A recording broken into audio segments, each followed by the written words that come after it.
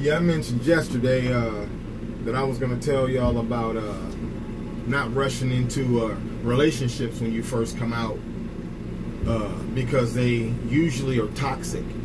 They're usually toxic, not all the time, but a larger percentage of the time, the relationships that inmates rush into coming out of prison end up being toxic, and it affects their parole. A lot of times inmates get sent back to prison for domestic. Sometimes the domestic didn't even happen. The female just takes advantage of the fact that the guy is on parole and will call the parole officer, call 911, whatever they may do, and the parole board will take the side of the citizen just for safety measures, because there's been situations that happened in the past where there's been assaults or worse that have happened. So anyway, there is a need to be very patient. I had 2 toxic relationships, very toxic, very, very bad. The first one was within 3 months of me getting out. I got in this relationship. This woman she likes to fight. She likes to assault. She likes to tell lies. She likes to spread propaganda. Take a new one. Okay. She likes to spread propaganda.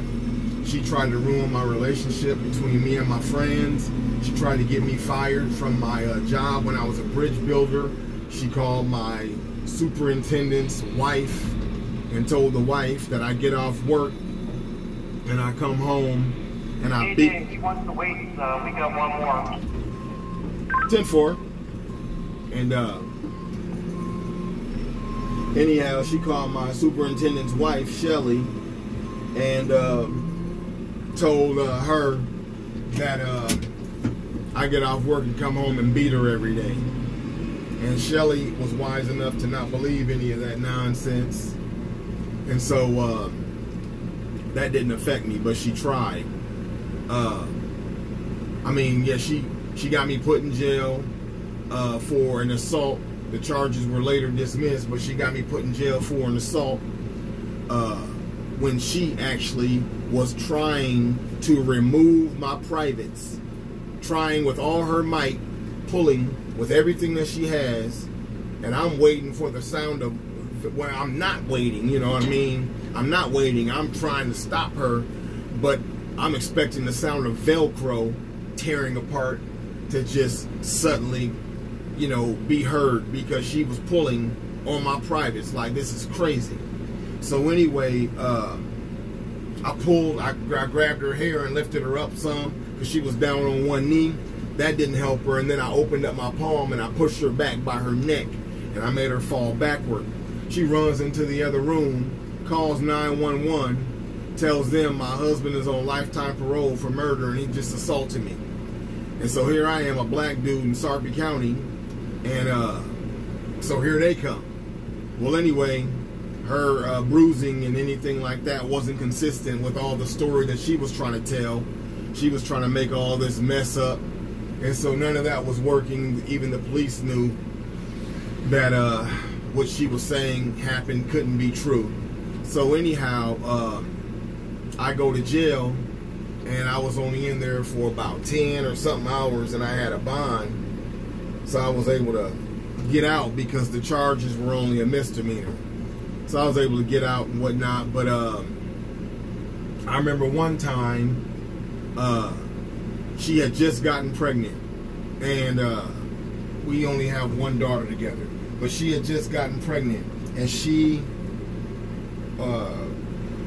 was trying to break the window on this Kia Sorento that I had just gotten, still had in transits on it. And she's over here on the passenger side, beating on the window with her cell phone.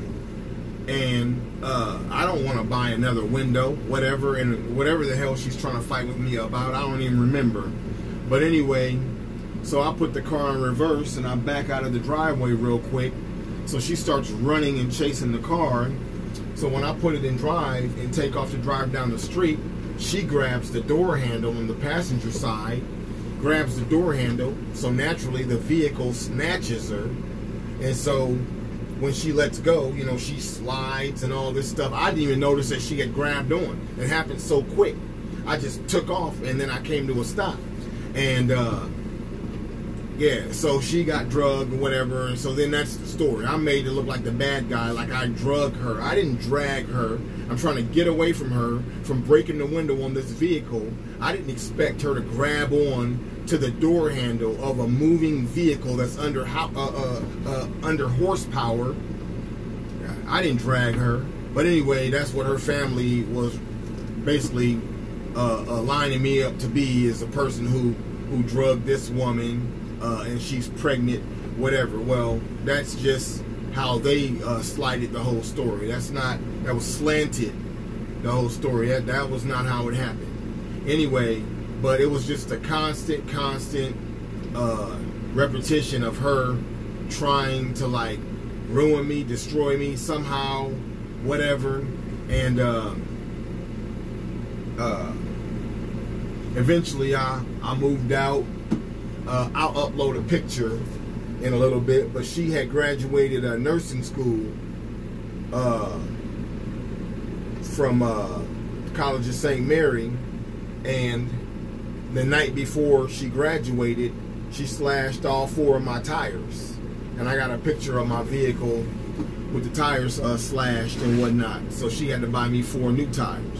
But anyway, just all kind of crazy stuff. And then once our daughter was born, every single time me and her mother would fight, the mother would run off with my daughter to her parents' house and keep my daughter from me for days or weeks on end, and her family would just support her completely and whatever.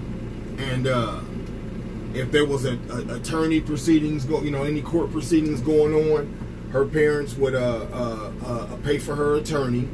All this constant nonsense going on, back and forth, just mentally and emotionally draining, financially draining. Just a constant bombardment of just toxicity. That's why I'm trying to encourage you guys. If you're out here and you're in a toxic relationship, and you know that you're in a toxic relationship, quit trying to fix it. Get out of the relationship. Save yourself. AJ, can you load 2-inch steel plate off of Kim? 10-4. Where would you like it? It's going to go to Kyle Modlin on Channel 3 at Bravo Penthouse. I'll take it there right now then. Yes, sir. 10-4. So, anyway, all that stuff kept happening. So eventually, I moved out, and we separated like that, and I filed for divorce, and I divorced her. But another thing I should have done is, when I did move out, I should have stopped messing around with her, stopped being intimate with her, because all that did was continue to drag the matter on and make matters worse. Just don't get in those toxic relationships. I'm telling you, I was in 2 of them. It was just not good. It was not good. I would be further along in life right now, even with being on lifetime parole, had I not gotten in either one of those relationships. But so anyway, there's more to tell you about my daughter that I had with her. That'll come later though, but I got to tell you about that. So anyway, I'm going to stop here and upload this. And I'll get back on here and say some more things, but don't get no toxic relationship. If you're in one, get out of it. Don't wait till you're back in prison, because all she's going to do is move on and have somebody else, and she's going to take her toxicity there, and you're going to be locked up. So if you can, just leave it alone. Get out of that situation as quickly as possible. I'll be back on here.